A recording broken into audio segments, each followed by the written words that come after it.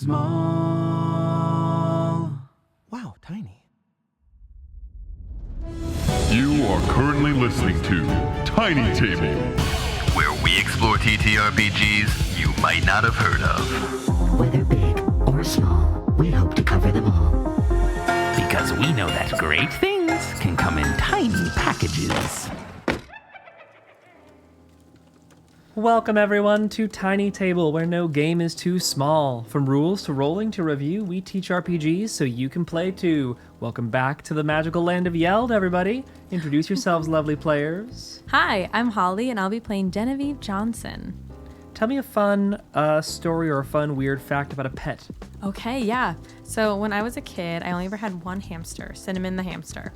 And Cinnamon was really, really good at getting out of his cage.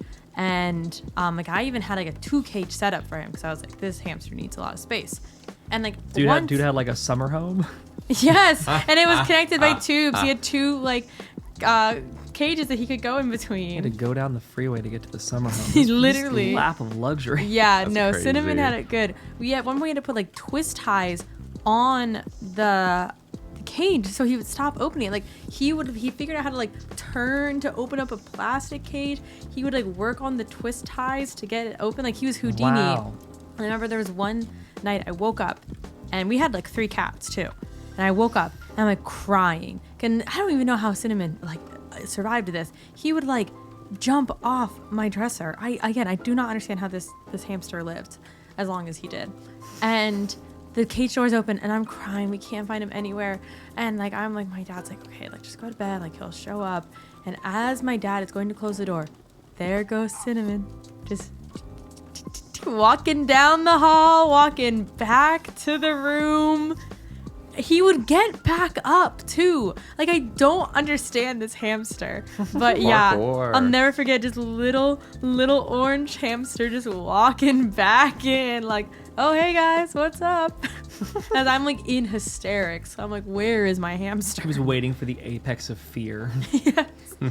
So he's so you'll appreciate me more. Yes. Yeah. A third cage would be nice. It's bargaining. Yes. Put a little Cadillac insignia on my tube. So funny. And with that, hi, I'm Skylar. I'm going to be playing Dolores de la Rosa. And one of the little fun facts about I had a lot of different pets growing up. Very thankful for that. One who I sadly don't remember super well. They kind of exist on the fringes of my memory. I was very, very young. I was 2 years old, maybe 3 years. I guess they either passed or we moved or something. We had this pitty mix named Linus, who was our old family dog. And there are small photos of me and also existing in the myriad of stories that my mom likes to tell during the holidays of me as a 2 or 3 year old. I would curl up with a little blanket, sucking on my thumb and sleeping on his stomach sideways. He would just let me sleep there for hours on end. I'm a tiny little baby and he's a really big, a 60-pound, pit bull mix, full size. And I would just curl up while he's laying down, curl up and just sleep on his tummy. He was a real cutie. Yeah. Loved you. I know, he was very sweet. Definitely giving me the princess treatment of looking out for the last litter. Oh yeah. Speaking of. Oh yeah, speaking of, hi, I'm Neo, and I'm going to be playing Princess the Dog. That's exactly 100% it. Just, little babies come sleep on my big fluffy belly. I go, harumph, but I don't move. And a childhood pet of, I also have a hamster story. Yes. Oh, wow. Except my hamster story involves 2 of them. Because there was one for me and one for my sister. They were both female hamsters. So not one of those stories. But we kept them in the same cage, and my hamster, but these were not big ones, they're small. Mm-hmm. I believe they're called Jungarian hamsters. And mine was brown, and hers was bluish silver. So I named mine Tico, and she named hers Bubbles. And Bubbles was mean as fuck. Bubbles absolutely bit the fuck off of... Bubbles bit Tico's tail clean off. Oh my god. Like evil. So we then had to separate them into 2 separate spaces. Which one did you put in the summer home? Tico. And Tico didn't live very long, about maybe 2-3 years, which is, not short for a hamster, but not long either, just regular. About average for hamsters. Bubbles lived for 7 hateful years. She was so mean and so angry Persisting and so out of hateful. spite. Yes, and lived for Awesome. 7 terrible years. And she bit everybody. Rest in pieces, Bubbles. You will not be missed. No, it's fine. She's an animal. She's fine, but she was mean as fuck. Bubbles. So those are my pet facts. That's crazy. Childhood pet facts. Didn't you also have a mean cat named Salty? Yeah, I had a mean cat named Salt, but she is a beloved pet of mine. Rest in peace. She was Salt. She was mean, but she's a cat. That's her nature. Yes. It's fine. Yes. Rest in peace, Salt. Rest in peace, Salt. You're up there with Pepper now. And hello, everyone. I am, have been, and will continue to be your game mistress, Julian. And my favorite pet fun fact, favorite enough that I worry I've mentioned it at some point on the show, but I'll say it again anyway. Podcasts are a living medium. My younger sibling had fancy rats, usually in pairs. They're very social creatures. You don't usually want to have just one rat. They'll be lonely. And in the kind of second wave of fancy rats that they had, we had an albino rat named Francesca. And Francesca was super cool because, albino, white with red eyes, looks very distinctive. And she was the most intelligent rat we ever had. For those who've never had them, fancy rats are very smart. They're like Rats are so some of smart. the smartest critters you can have that don't require Absolutely. special pet licensure. She knew her name. She came when she was called. She was potty trained. You could tell her, like, go pee-pees. And she would urinate in the side of her cage before we let her out to explore. She would explore and then come back when we called for her. She had give kissies, which was she would run up your arm and then lick your cheek.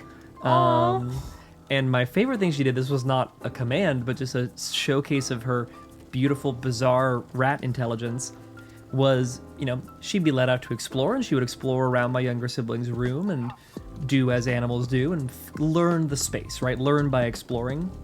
She found a way to get into the interior of the drawers of my sibling's dresser by crawling up like the back of the cabinet and entering in through the rear. I don't even know how it worked, but she would sneak into my younger sibling's sock drawers and rearrange the socks on the interior. Now, first time this happened, we're just like, oh, rat finds a bunch of fluffy things and moves them around. That's normal. She's a little acrobatic, but nothing crazy. But she kept doing it, and every time she rearranged them, she was rearranging them the same way. And we eventually learned she was sorting by color. What? Wow. Are you serious? Yeah, no joke. Now, it wasn't, like, it took us a moment to realize because it wasn't, in the Roy G. Biv order of colors, but we were like, oh, all the red and kind of warm colored socks have been grouped all together and all the, oh my God. Francesca, my goat. I love that rat so much. Yo, maxed out smarts. Yeah, for real. Such a smart Francesca. rat. That's crazy. That's so cute. Whoa, that's so cool. I also grew up having rats. None of them were like to that level of intelligence or training, but fancy rats are super, super smart. So cool. Gotta love them. In terms of animals you don't gotta love, we rejoin our story with our intrepid kids in a bit of a spot of bother. They're facing down 3 large green broccoli lobsters that are currently assailing this large bipedal bear child thing that seems to have been calling out in English? ? This is going to represent the beginning of our first fight. I wanted to clarify for you, Skylar, I believe you were the one who took the fire poker, yeah? Yeah. We're going to count that as a rank 0 club for stats, so it's +1 strong for the benefit when using a weapon. Wow, I'll take it. And I think weapons-wise, our 2 humans are armed and the dog's got teeth, right? Everyone has a weapon of some sort. Cool. Yes. So we're all gonna be operating on pretty similar ground in that respect.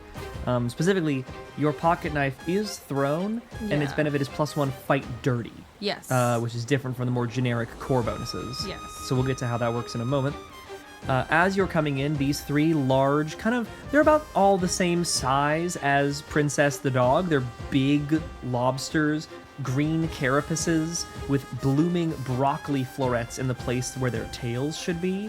And they are advancing upon this kind of nervous, scared-looking, big bear-like creature. Fights are always initiated by whoever goes first, so I'm gonna have one of the lobsters go first because they're kind of already aggressing, and then from Makes there sense. we'll see what happens. We've set out the action board, which for any listeners at home is an 8x8 grid. You can use a checkers or a chessboard for this. We just have a couple tiles from an old D&D dungeon set with some minis set out on it.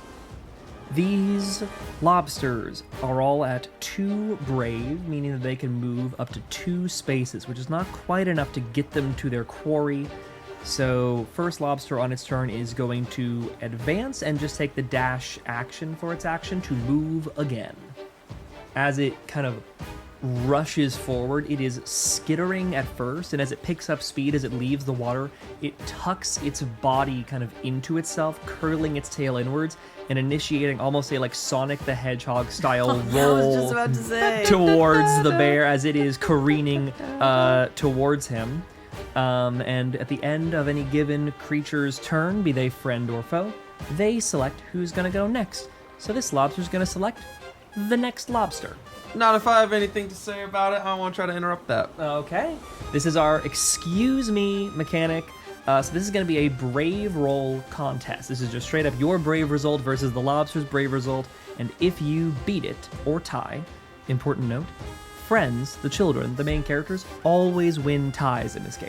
Oh, cute. Wow. It isn't about what action it is or aggressor versus defender. It's just players win, DM loses on ties. Well, I did this mostly to show off the mechanic. I don't think I'll actually win. I only have 1 brave, so we'll see here.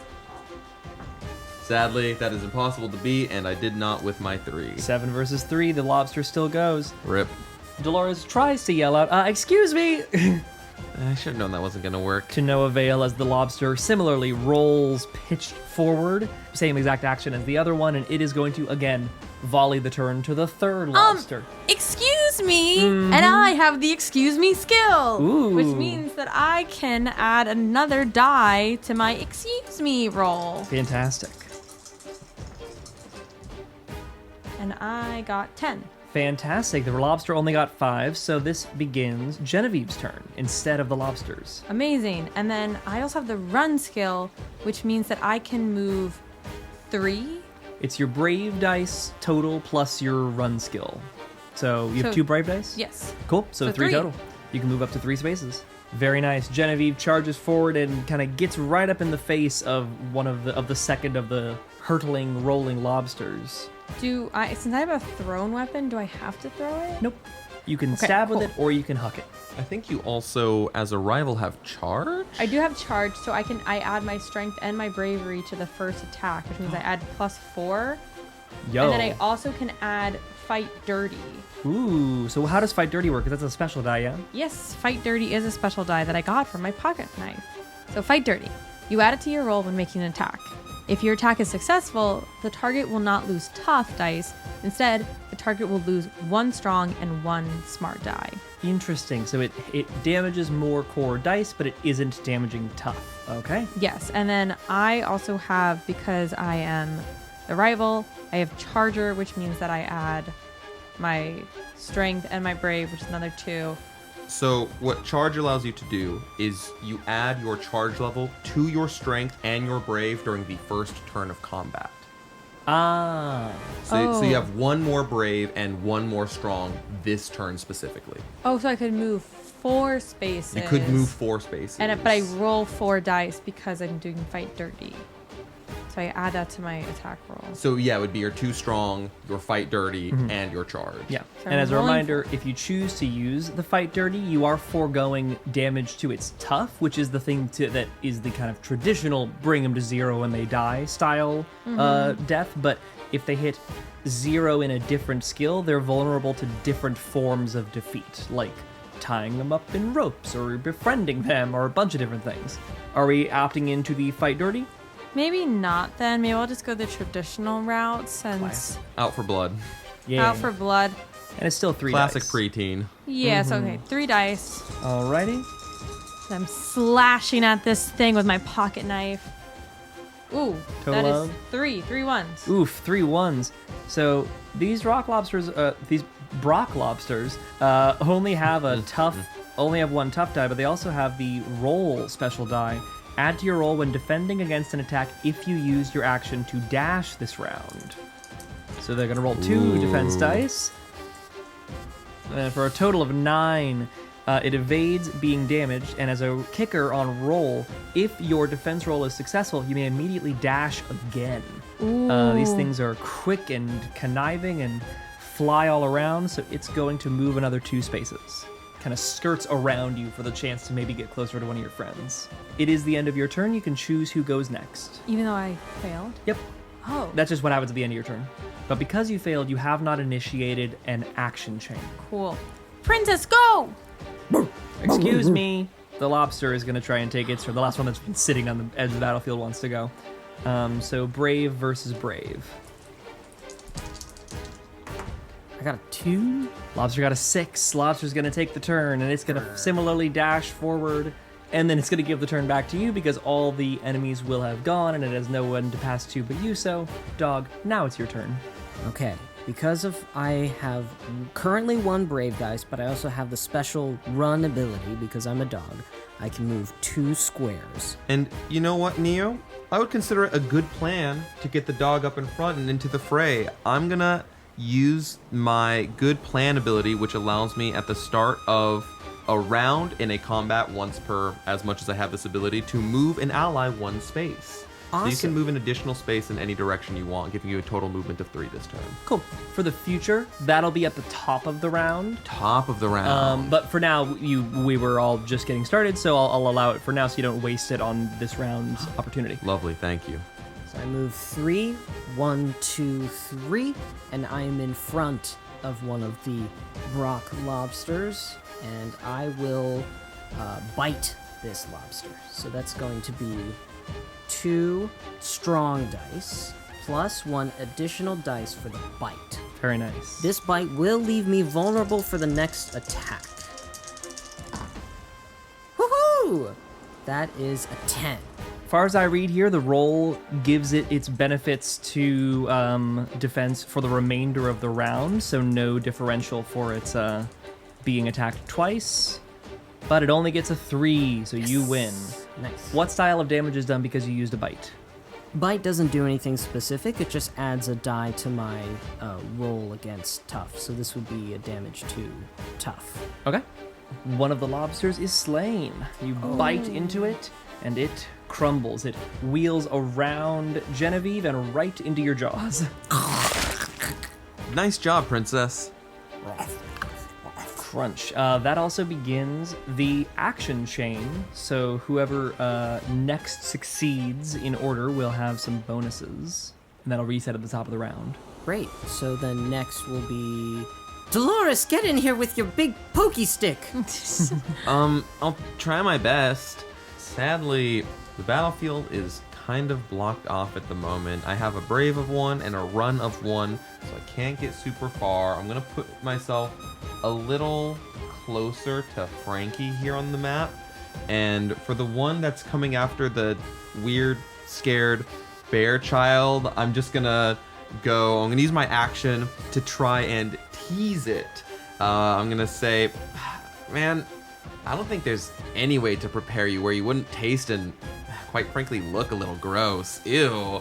And I'm gonna try to roll a tease. I think I have +1 dice to this because of the attack chain. It's also going to be using my Brave and my Tease, so that's another 2 dice for a total of 3. Very It nice. can make a Smarts contest against me, or it has to use its next turn to move towards me and either attack me with its action, or if it can't reach me, it loses its action. Ooh, so it doesn't even get to dash to get closer. Ooh, Yes, it's kind of nasty. This broccoli is steamed. Absolutely. Womp womp. I rolled a 1. It is impossible. Oh yeah, I rolled a 12. Finally, Dolores, let's go. Which of those 2 lobsters was that against? Was it The one against? closer to the bear child, the one right Gotcha. here in front. Okay. So that one is all steamed at you. I'll put a little die next to it to indicate that's the one that's been taunted and teased. What a great skill. Fantastic. Yeah, that's super good. Awesome. Love it. It's been teased, and that means it can't go after the bear, right? It has to try and get to you. Yeah, it has to try to move to me and Mamma attack me. mia. Now the fact that you're kind of behind is actually a boon. With that, can I pass turn to the bear? Yep. Yeah. The bear is scared and is gonna make just an unarmed attack against this rock lobster here. Someone want to roll for that? Yeah, I'll do it. Roll me 1d6. She'll go, hey, kid, we don't know you, but we got your back. Got a 3. Rock lobster got a 2. Oh no, but it did roll this turn. Wait, but So then it- also doesn't, because of track chain, doesn't he get to roll another one? Another 2, he actually. does. He gets to roll 2 more. Okay, Because so he's I an got- ally. He's in the action chain. Oh, and then a 12 on my other. I got 2 6s. God. The rolling of the lobster is not enough. That roll only gets it up to a 6. That lobster, first teased, now slain. Hell yeah. Amazing. Teased, then torn asunder. Crunch. This kid bear is scared and is going to use its movement to move away from the other lobster, not towards it. And is going to pass the turn to Frankie, the only kid who hasn't gone, who breaks the chain by not moving and being scared. Come on, Frankie. We're doing so good. We were doing all these combos. Oh, I was going to reset at the start of the next round anyway.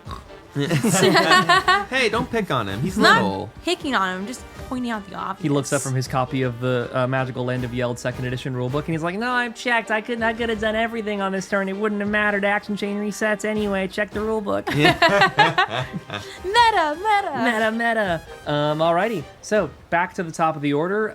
Ordinarily, whoever is the initiator is always the first to go, unless that initiator is dead, which it is. In which case, it chooses who is first to go. It's going to choose the only lobster left. That lobster is a little outnumbered. Not going to lie. I think that lobster is going to begin rolling away. I think Excuse. taken away. Oh. Brave contest. I didn't even think about that at the start of the round. That's so smart. Yeah, you can, excuse me, at top of round. Ooh, that is 10. It's only got a 5 on its brave. You can interrupt it. Nuh-uh. And as I see it You start don't to deserve go, to live. hold my lip. I can't come up with anything funnier than that. You got me. Yeah, I bet it was my little pocket knife. Ooh, and it no longer has the roll bonus because it's the next round. Ooh, I got an 8. It got a Yo, 1. this broccoli lobster just looks like a regular lobster the way your character is seeing red. Yeah. I go, yeah! And I poke my little pocket knife into it. Incredible. It quickly expires, having been shish kebabbed on a pocket knife. And that's the end of the last of the broccoli lobsters, bringing us to the end of this fight. Congratulations, no one died. No one died! Let's go! Very nicely done, y'all.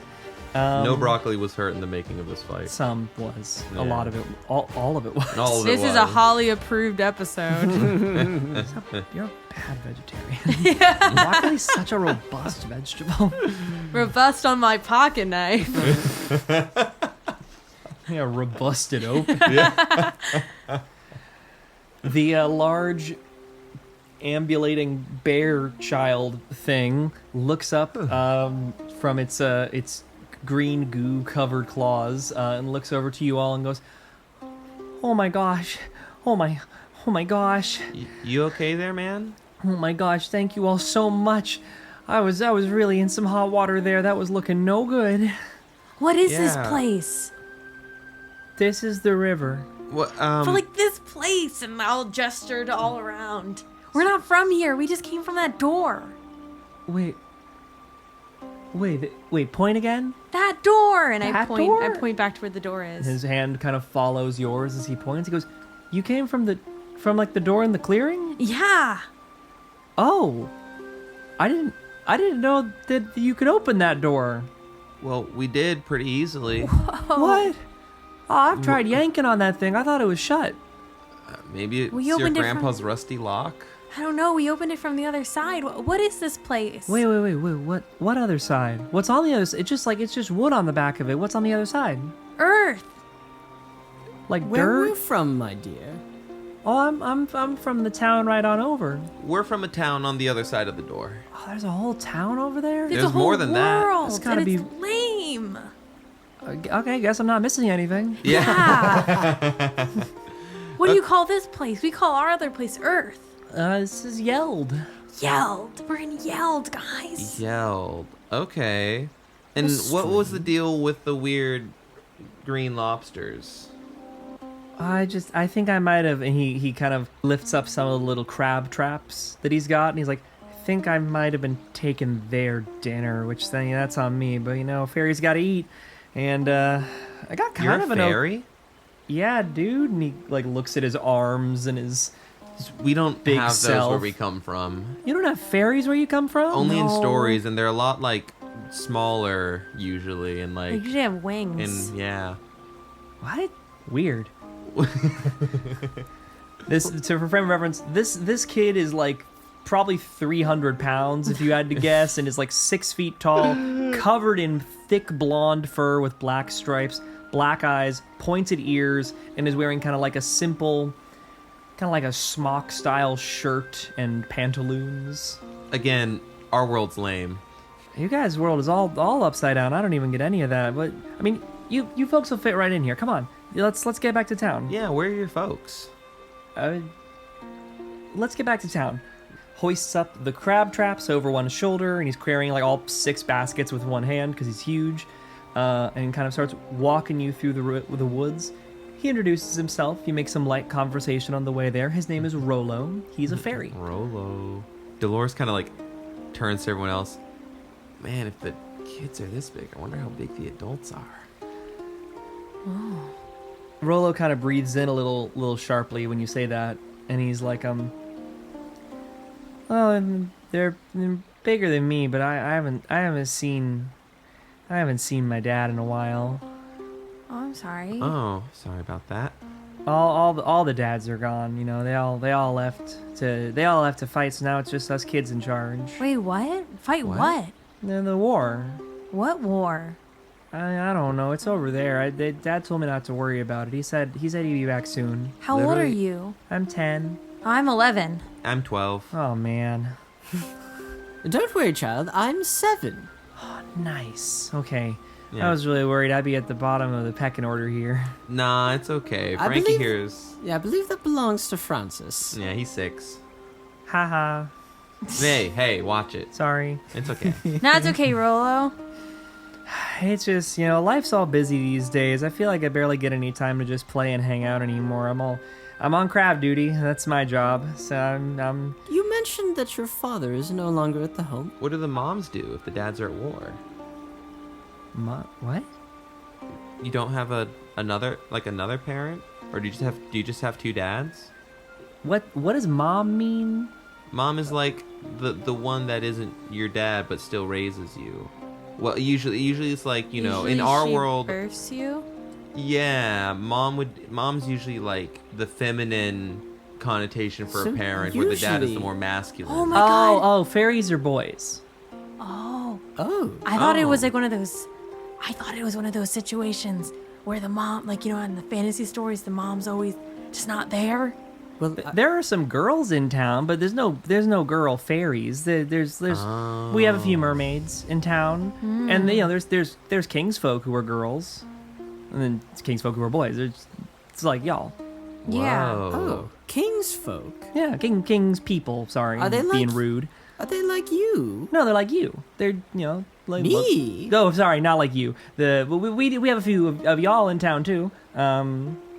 Wait, So king's They're- folk are like humans. Like, they they're shaped like us. Human, that's it. Okay, that's your word for it. Yeah. That's Human, that's what we kings, call 'em. people, same. Your ears are wrong, but mostly. Interesting. Hey, wait, Are they? there are others like me? Yeah, we got a few. They talk? Yeah. Are the ears pointed? King's people are, yeah. It's like Hyruleans. You just said another made-up word, as far as I'm concerned. Ah, This is around the time that you all have come up to the bridge that crosses over the river and leads into the town. As you arrive in, this is a town with no adults in sight. It is kids as far as the eye could see, though it would take a little bit of adjusting of your mental facilities to get used to it. All of the fairy children are similarly huge, like Rollo. Seems like fairies just are a lot bigger than humans, or king's people as they call them.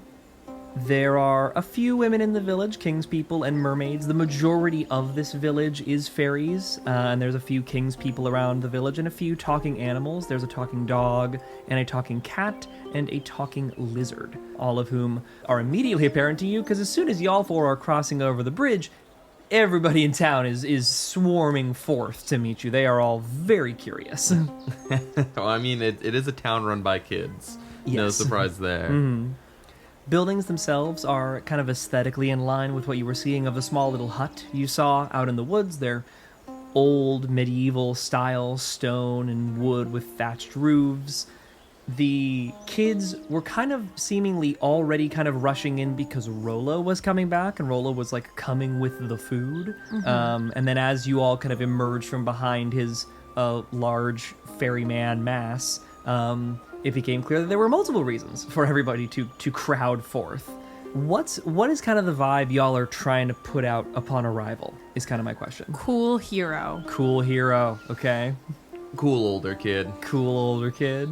Where are your parents? And I think at this point, Frankie is just resolutely hiding behind Dolores. So as you all come into town, the children of the town are all a-clamor with questions asking what your names are, where you're from, why your ears aren't pointed, all manner of different gawkers around and about. There's one mermaid girl who looks, as you'd expect a mermaid to, blue skin, red hair, and she's like kind of looking over all four of you and looks up to Rollo and she says, "Rollo, they're not going to be safe here. We can't have them in town. We gotta put them somewhere else." Wait, why? What do you mean not safe? We just like kicked some monsters' butts earlier. Yeah. That's cool. I don't know. We've been having a bit of a problem recently, and the various like king's people of the group, kind of bits of like dour expression kind of come over their faces. What's the problem? Rollo kind of awkwardly scratches the back of his head. He's like, we weren't gonna have them, stay. We're gonna find somewhere safe for them to be, but there's been a thing that's been coming into town at night, and it's been kidnapping folks. Oh. What kind of thing?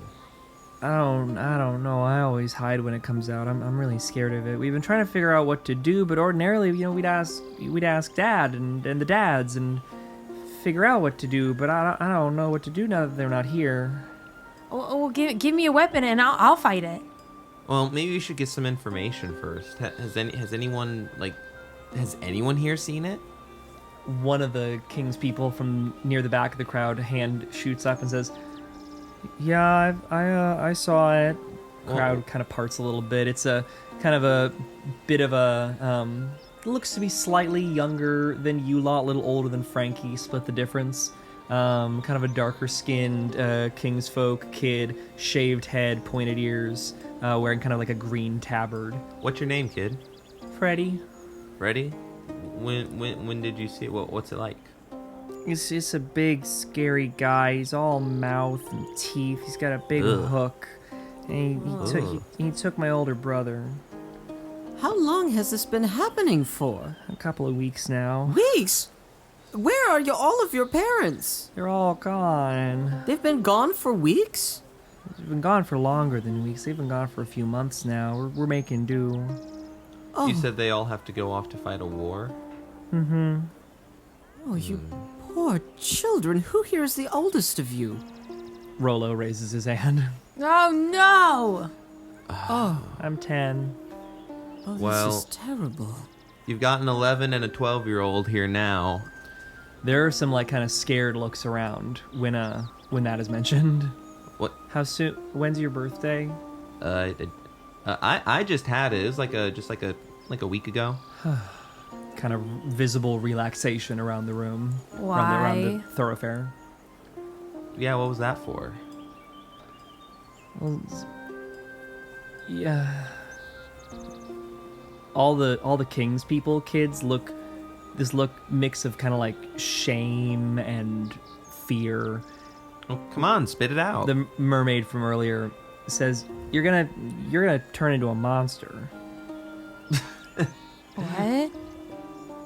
If well, you people, when you turn 13, you turn into monsters. We people as in like The King's round people. ears, but we're not technically king's people. We come from like a different place. Wait, so are all your parents monsters? Looks of discomfort around the room. I've got a cousin who's 16 and he's like normal just like me. That doesn't make any sense. That's not how it works. Wait, so then turning into monsters not that bad? That's what your parents are. Rolo kind of steps forward to break the silence and says, the grown-ups who left, or he kind of gestures around to him and the other fairies, is like our parents. The non-king's folk. Yeah. So do you have kids at 12? What? No. Wait, so then what? So they just have the monsters just have kids and then drop them off? Yeah, how are there more king's folk? We don't really know how it works, but you know, if you find someone, you gotta make sure we take them in and bring 'em in. keep them okay. Just keep finding and collecting kids. Oh, this is a weird place. Yeah, that's crazy. I mean, it's, good on you all for making it this long. Do any of you know how to fight? What if this thing's attacking? I mean, how have you guys defended yourselves for months? It's not a lot of defending; it's a lot of hiding. Because sometimes if you hide good enough, he doesn't find anybody, and then he just leaves. Well, that's not good. I mean, what if he runs out of king's folk? He's then, I don't know. It just does. We don't know how. In my history classes, the wars that they talked about always went on for a long time, like more than months, like usually like years. Years? At least, I'm just saying. I it's gotta just- elbow you. What? It's just how it is, at least in our world. There's like a look of discomfort that kind of goes around the kids. Look, I'm not saying that to discourage you guys. I'm saying that I think, you kids have stepped up and taken care of yourselves for months. I think it's time to step up again. Look, Rolo, you were scared, but you took out one of those lobster guys. You did it with one paw. Oh, well, it's a big difference between a lobster and the Dollyhook. That thing is big and scary. I couldn't fight that. Well, then maybe there are other towns. There's got to be, you said there's a war going on. Someone's got to be doing something to get people ready for something like that, right? Well, I think they all head up to the capital. I don't know where we would go to find another town.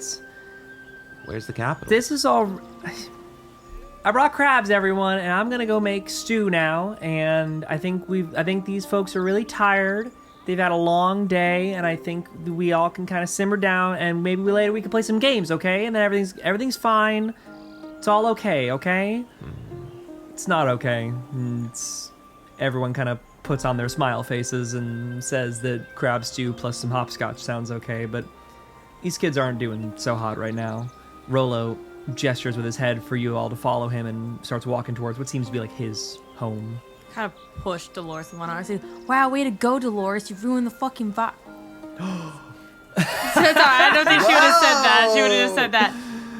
Kids swear. It's No, but I don't think she you would. ruined the goddamn vibe, Dolores. Yeah. No, but they're walking. She pushes her in one arm. She's like, "Wow, Dolores, you ruined the freaking vibe."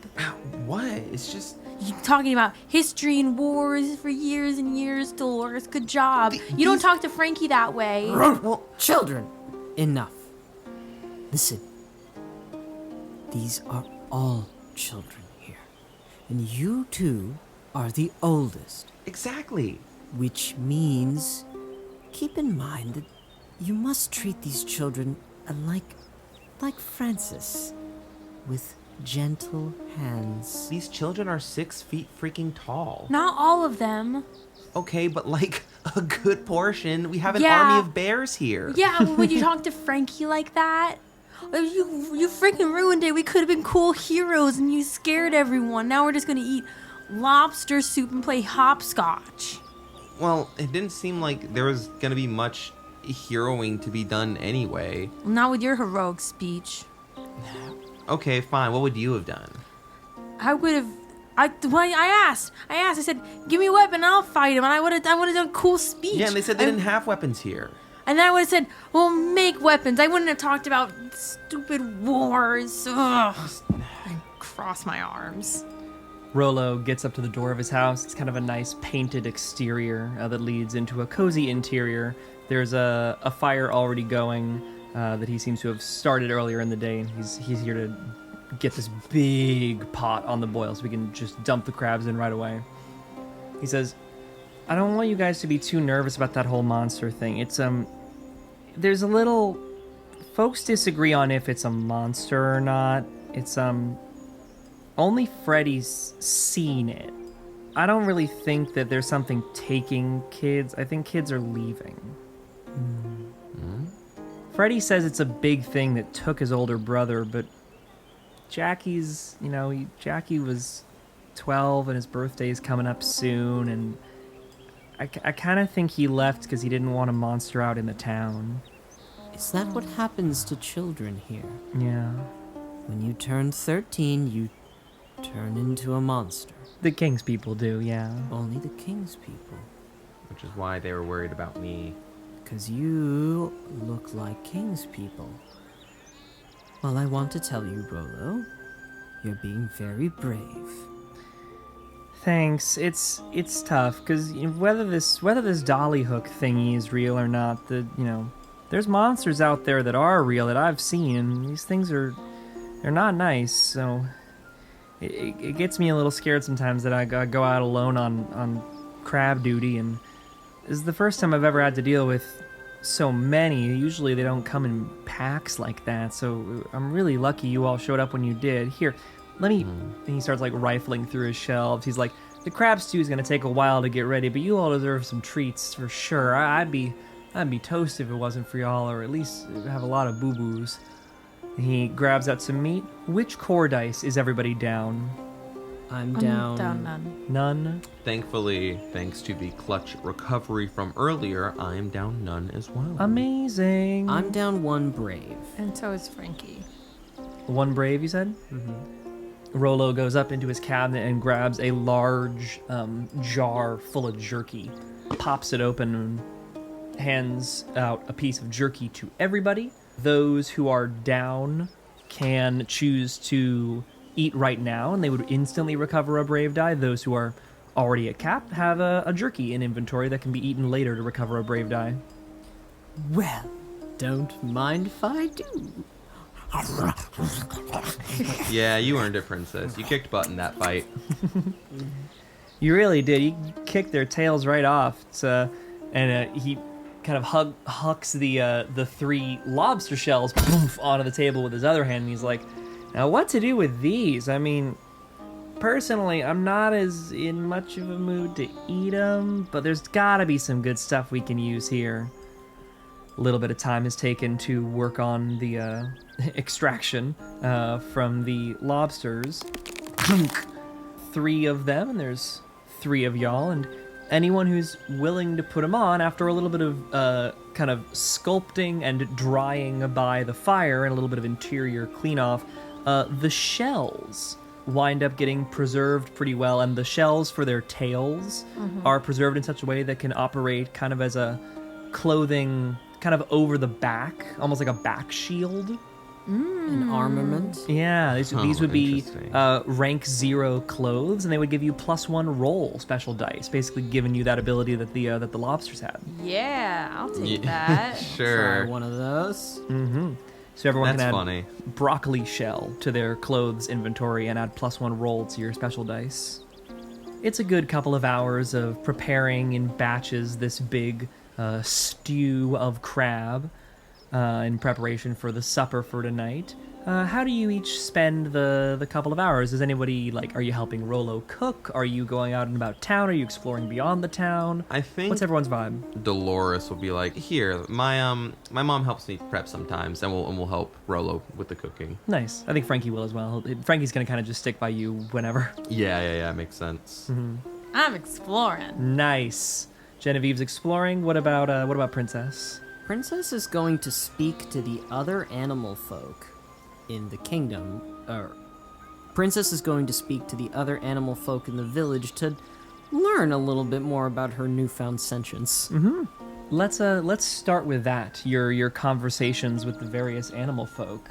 They all think you are very interesting and very curious in that, as far as you learn from them, this whole not being able to talk and then later being able to talk thing sounds strange and bizarre and kind of cruel that someone would have to live through that. You're speaking with who do you have to first? The cat, the dog, or the lizard? The other dog, of The other course. dog.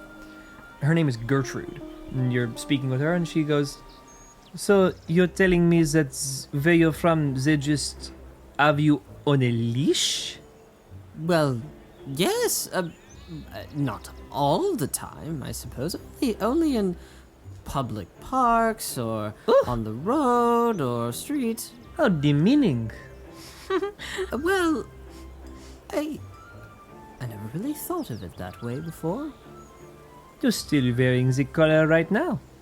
Oh yes, but that's where I keep my little treats and little baggies and band-aids and the like. It's quite useful. I mean, where do you keep your things? In my house? Your house? Yes. You are not allowed to own property? Well, no, I have a house, but it's not very comfortable, and the master only puts me out The there. master? Well, yes, the master of the house. Mon Dieu. Love this French dog. This is too much. And she's not a poodle. Well, let me see your house then, if it's so grand. There's no need to be upset. I'm emphasizing with you. But I would be happy to have you over for tea. I suppose, Gertrude, are you an adult dog or a child dog?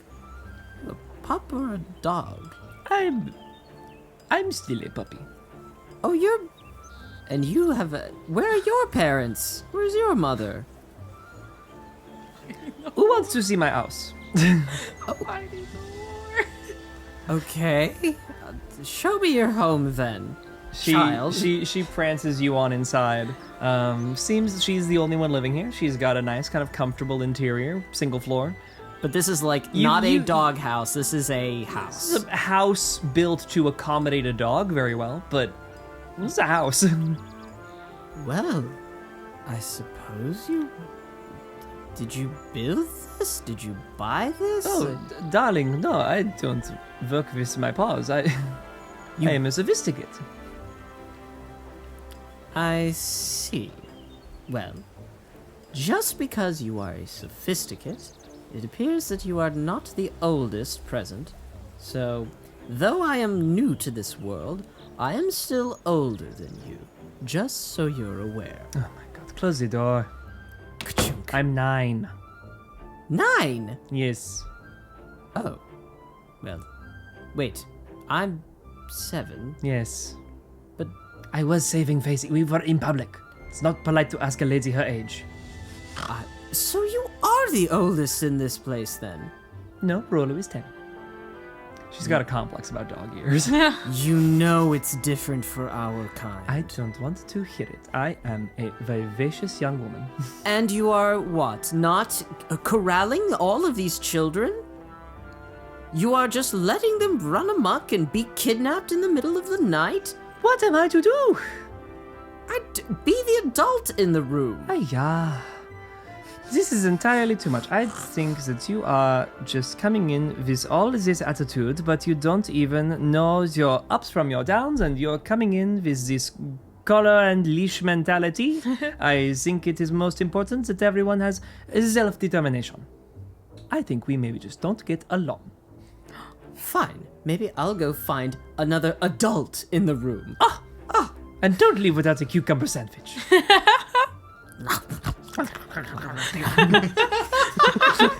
This is how dog beef actually starts. Yeah.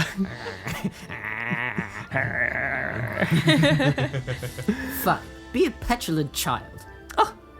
I leave. I'm gonna go find that cat. The next time your dog growls at another dog, this is what's happening. This is what's happening. Well, I've never really gotten along with cats before, but maybe they'll be a little better in this world than some of the dogs here. Hello. Hello. Hi. How old are you? 2. You know our kind is different. Are you an adult? I don't know. What is your name? You want to rub my belly? No. Okay. I... I gotta ask. Who's in charge around here? Rolo, Just Rolo. mainly. Who's the smartest here? I hope it's Rolo. Goodbye. Where's the lizard? Okay. This game rules. The existential journey of a dog from Earth gaining sentience and learning that all the animals that have had sentience forever are useless. You meet up with the lizard. The lizard is a chameleon, to be specific. Okay. Hello. What's that? Hello. My name is Princess. What is your name? Zad. Zad. Yep. Zad, do you have parents? Probably. Are you a child or an adult? Opt out. You're a lizard. I am a lizard. I came out of an egg. That is true. How long have you been on this earth? Yelled. 5 years. Okay. Do you own a house? Or do you live with... I rent. Princess gives up. Princess is...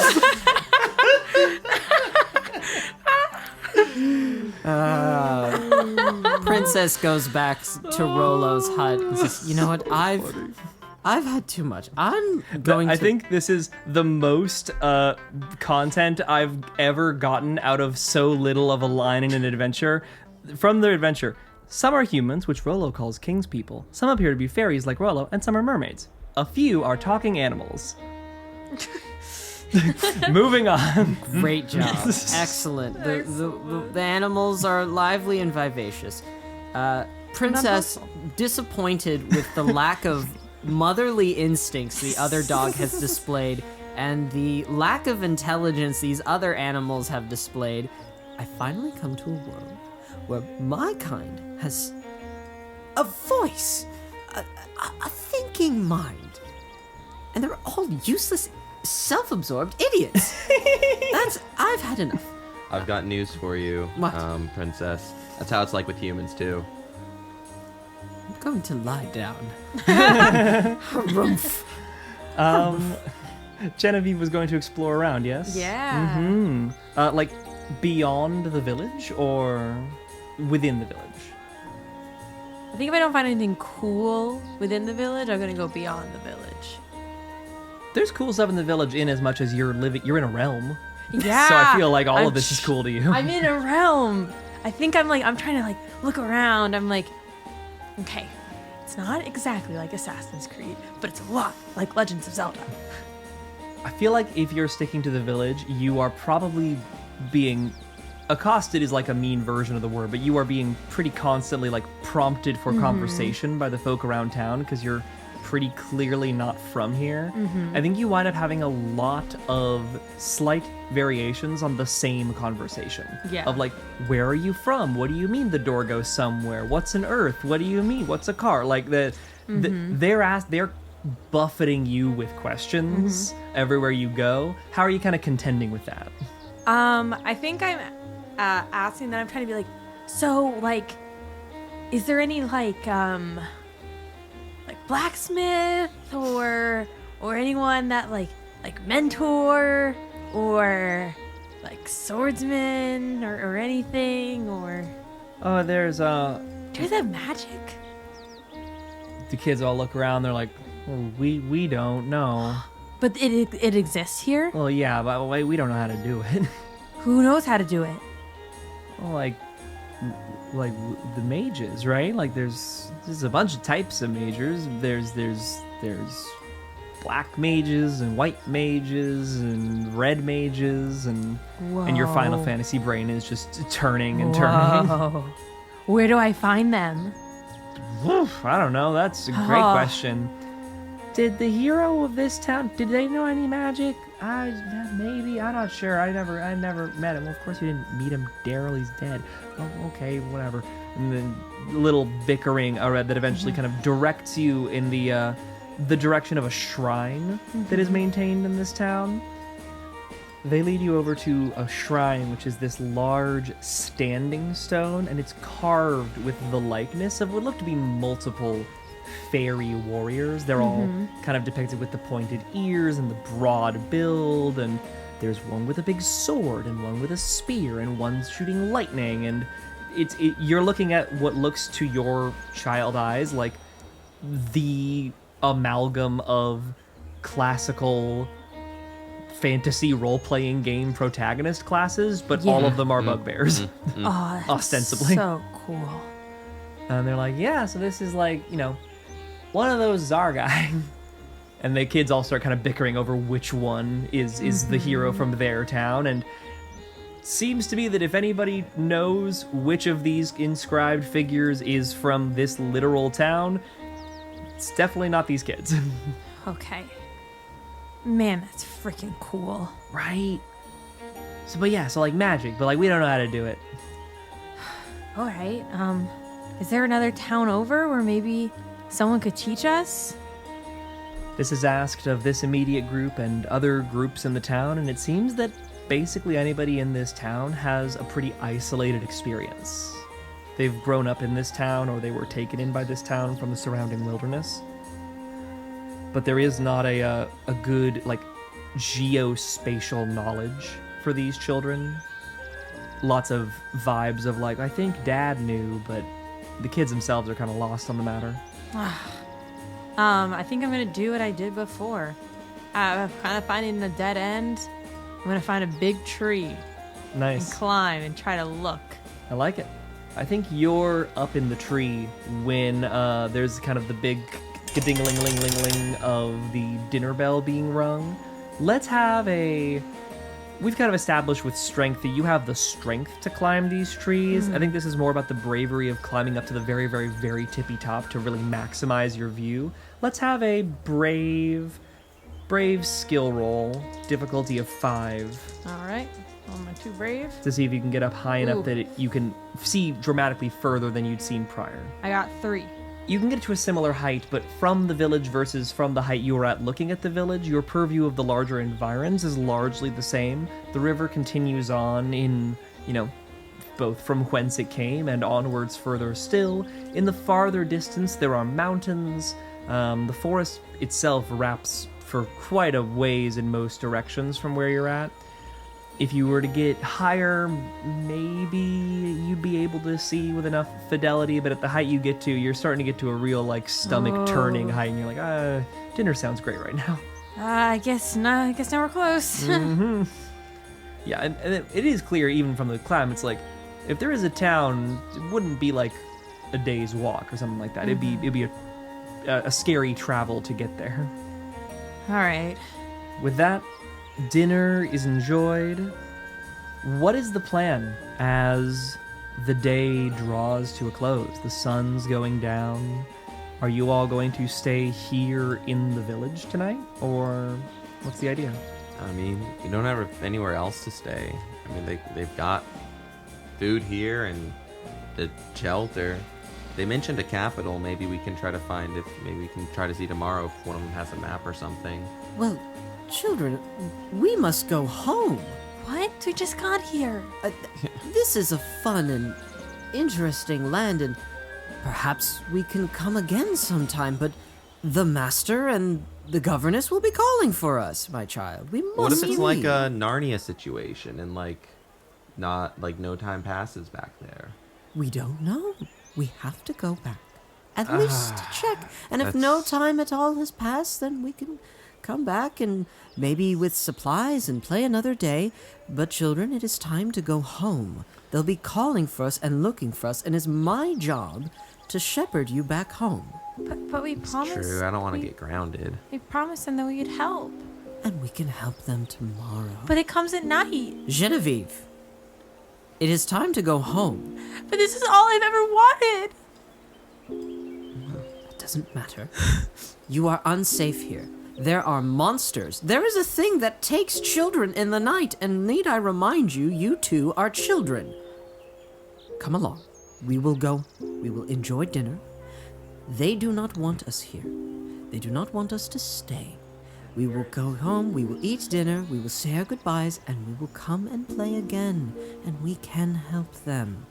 At the very least, look, I feel you. This is sick. I've never seen anything like this, but at the very least, it's not fair to Frankie to keep him here where something could happen to him in the night. We gotta get him home at the very least. Me and you can come back. Okay. I'm sorry, Genevieve. No, you bring up a good point. You're really smart. You've always been really smart, but you're extra smart now that you can talk. Yes, and I'm not going to run away either. I was just saying, you could if you wanted to. It's a testament of your loyalty. Exactly.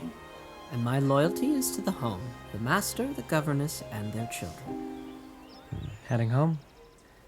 The sun crests low and the flashlight kicks on as you begin to navigate your way back up the river, back in the direction of the door from whence you came.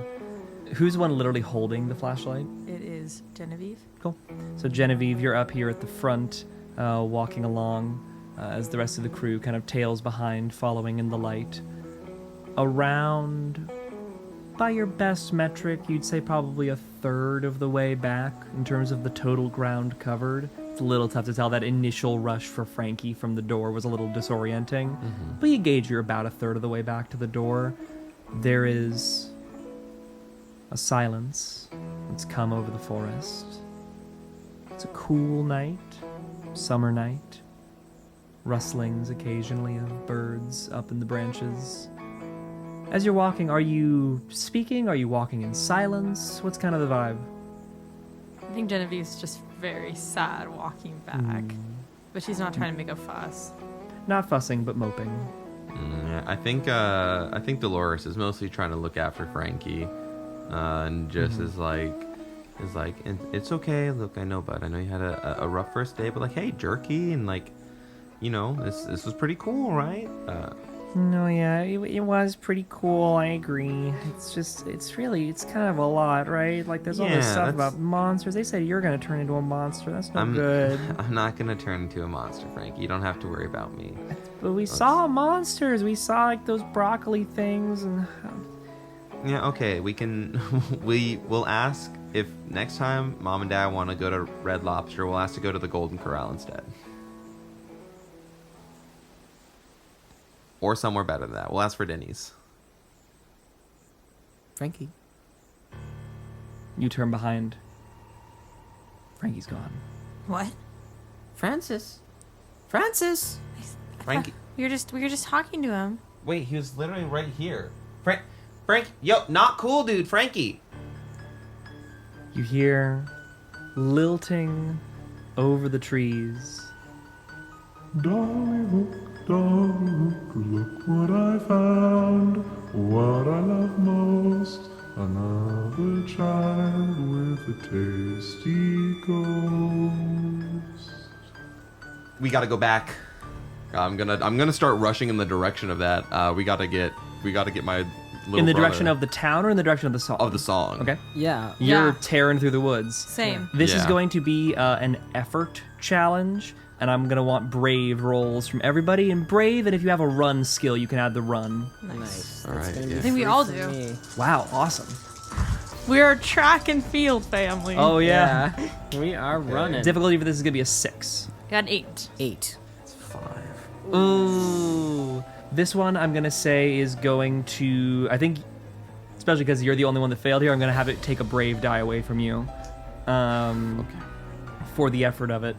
As you all are tearing through the woods after this thing, following in the direction of this song, and it is still echoing through the woods.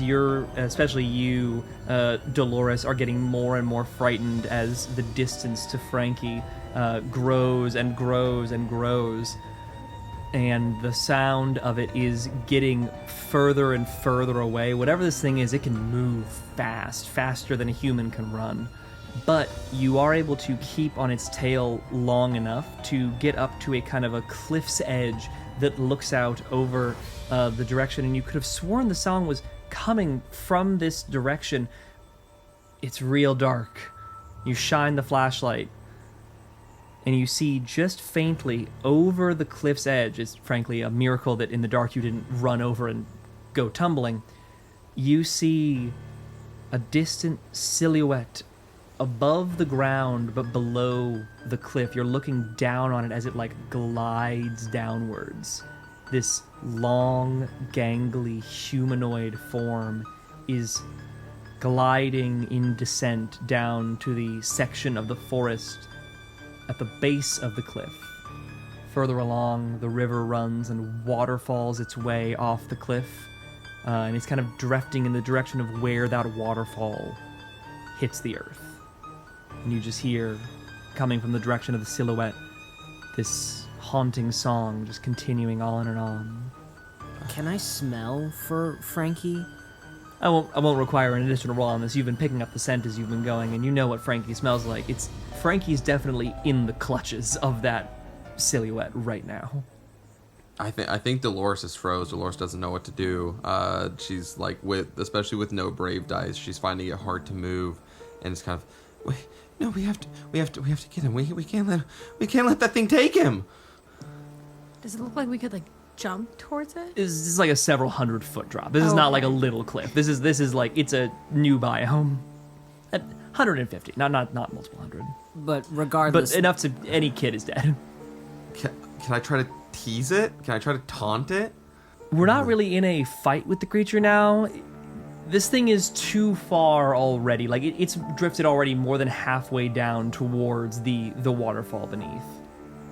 I think Dolores just falls to the floor. We can't follow it.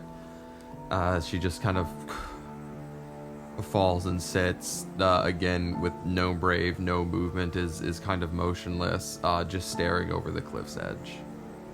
All right, we'll get stronger. What do you mean get stronger? I don't know. We'll train. We'll do something. This isn't a freaking video game. children. Well, it's not real life. That's my real brother. I know. We're gonna get him. I don't know how, but we're not gonna give up. Okay. So we'll do something. We'll find a town. We'll find someone to teach us. We'll do something. Princess, we can't go home. I mean, they'll kill us if I mean, not literally, but I can't go home. We can't go back. Not without Frankie. All right then, we're going to rescue him. Okay. He's not dead yet. We're going to rescue him. Fine. We don't have to go back home. We will rescue Francis to the base of that waterfall. I will protect you. Okay. Let's go back to the town. We need somewhere to stay, and we'll figure it out in the morning. Oh, guys. I know, but it's so little. I know. But we'll figure it out. Okay, let's go back. We can't waste any time. A hurried rush back to the town. You all arrive back as the rest of the kids are all kind of mid-feast on their crab stew. Rollo stands as soon as you arrive and sees the kind of frantic looks on your faces, sees the lack of Frankie, kind of looking around, seeing that all of the other kids are here to see anything, like just very quickly like jerks his head back towards his home. Let's not frighten the children. Come on. We make our way to Rollo's house and go inside and shut the door. Rollo turns around and says, it's real, isn't it? Yes. Okay. I took Francis to the base of a waterfall. Oh my god, this is all my fault. No, When the first kid went missing a couple of weeks ago, I took my dad's sword and I went to the waterfall. Listen, both of my dads are really strong, and I thought like if I could like be brave and fight, but it was all dark and scary, and I saw it and I ran. That's not your fault, child. I'm sorry I lied earlier about the I just didn't want you all to. I'm sorry. How do we get to the waterfall? I know a way I can lead you, but not like the sword? this. We're gonna need a little more than just that. Follow me. He leads you out from his house and out again to the village shrine, that great standing stone with the various inscriptions of the warriors and wizards of fairy old. He kind of gets up and with his big fairy strength, he pushes the stone and shifts it backwards, and a stairway previously hidden underneath it is revealed kind of trapdoor style beneath the standing stone. He's like, can I have that, he looks at the flashlight, he's like, torch? Yeah. Cool, I forgot to bring one. Clicks it on and leads you down this kind of spiraling set of stone stairs deep, deep into the darkness below. This is where my dads and where the other warriors came to learn from the spirits and the ghosts that watch over the village. Maybe they can teach you all to be heroes too. Wait. Ghosts? Yeah, Hell yeah. not that deep, but we're closer. You're gonna need to make an offering. Don't worry, I won't tell your parents. Unlike the basement of Pop Pop's workshop, this underground is warm, and as you get to the bottom, he clicks off the flashlight and hands it back, because there are these seemingly perpetually burning soft little candle lights all around the room. Incense smell kind of wafts through the air, and there's a series of soft rugs that line the floor, and in the center of the chamber, a small altar. What are we offering? Any friend can offer any item they have. Oh, I have the little sushi I found in the hut from earlier. Quick, Genevieve. Oh, get the little, whatever that smelly little fish thing was out of my, yes. Oh, okay. And I open it. That's a sushi from Princess. Man, my parents are gonna kill me for losing these. But if it's to get my brother back, I'd do anything. I'm gonna take off my Nikes. Not the Nikes. The Nike. Not the I know. freshest Nikes. Oh no. It sucks because it's also gonna totally nerf my movement, but I think Dolores is thinking of like, if I have to make an offering to a ghost who could save my brother, I better offer like the thing that means the most to me so I can get as strong as possible. So, well, it was good while they lasted, Jordan. And finally, from Genevieve. I was thinking of cutting my hair. Maybe I'll give my cool, Oh, my favorite scrunchie. You do like a Zuko moment. That would be so like girl that wants to be in video games. Yeah, Genevieve goes full butch. I'm like, I think in full girl who really wants to be in video game moment. I'm taking this so seriously. I'm like, I take out my pocket knife and I really I really start trying to cut off my hair, and it starts taking like a really long time. So dull. Oh my god, it's so fast in the show. I think I take way too long cutting off my little top knot. There is I give myself a mullet, I think. So there is a like ghostly figure that starts to manifest as offering 1 and offering 2 are placed on the altar, and you're standing there like sawing away with a tiny pocket knife at all of your hair, and this figure is like super slowly coming into opacity, and it's like jazz handsing at the sides to like belay its own entrance so it doesn't like arrive before the offerings are here. And at one point it kind of stops, it like floats back a little bit, it like re-transparentizes so it can start going opaque again. Give me 1 second. Just try half the top knot, Donnie. Like, do you want me to hold it for you? Yeah, Like, that would be really helpful. I got you. I'll hold her hair up. It has to be like a little bit. What is the whole thing? This is the first time that Dolores is holding Genevieve's hair up. Yeah, and I'm like, Before any drunken college party, it's for a botched offering. I have the shittiest haircut that A rubber back. Aww. that Just will, get it off. Just get it off. Just get it off. That will 100% need to be fixed into a pixie cut. Clump of hair. Hits the table and suddenly, boom, full opacity. The ghost is here. What you see before you is a tall, spindly, berobed figure with a mask with 2 big, wide eyes painted on the mask, looking down at you all. No other features other than the illustrated red eyes on the white mask. Looks down over all of you. I am the mentor that protects this village. Generations hence have I lived.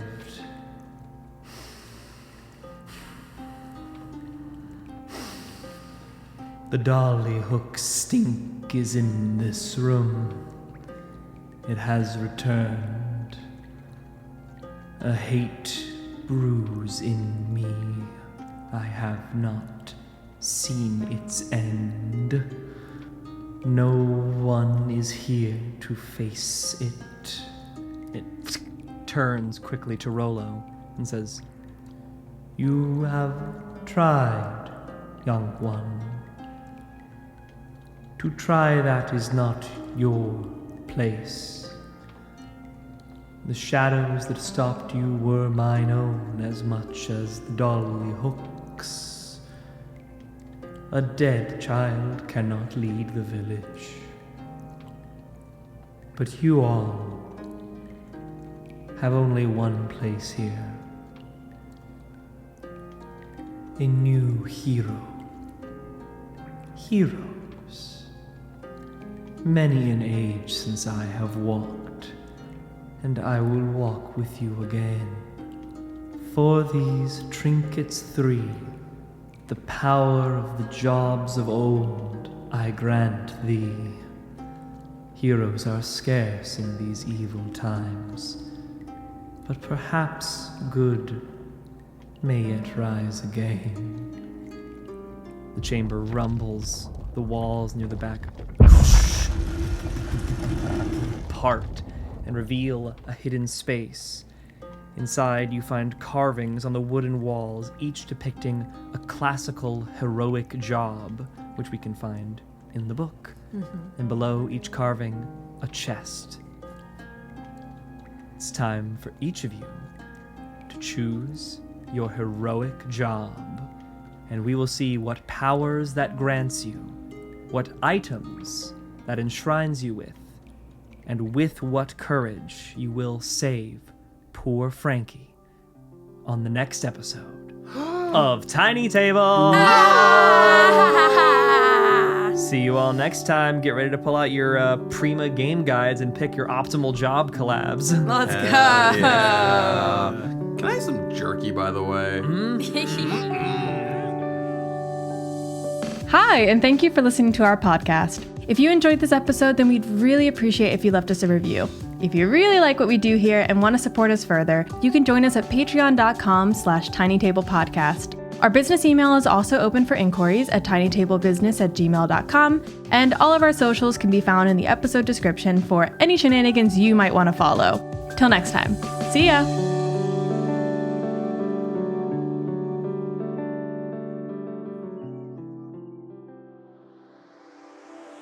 Welcome to the Shoutout Corner. This week, we would like to thank Drake, the broccolobster king who resides within a lake at the base of the river. He's sworn vengeance against the children for slaying his 3 kin, so you kids better watch out. E.g., a fellow towns fairy who happens to be the 2nd oldest in the village, allowing them to just barely sneak past all of the responsibility that Rolo has to deal with. Jade, a vibrant young mermaid who's normally in charge of the fishing due to her ability to speak with marine life. However, she just happened to be on her lunch break when the kids first arrived, so they got to meet Rolo instead.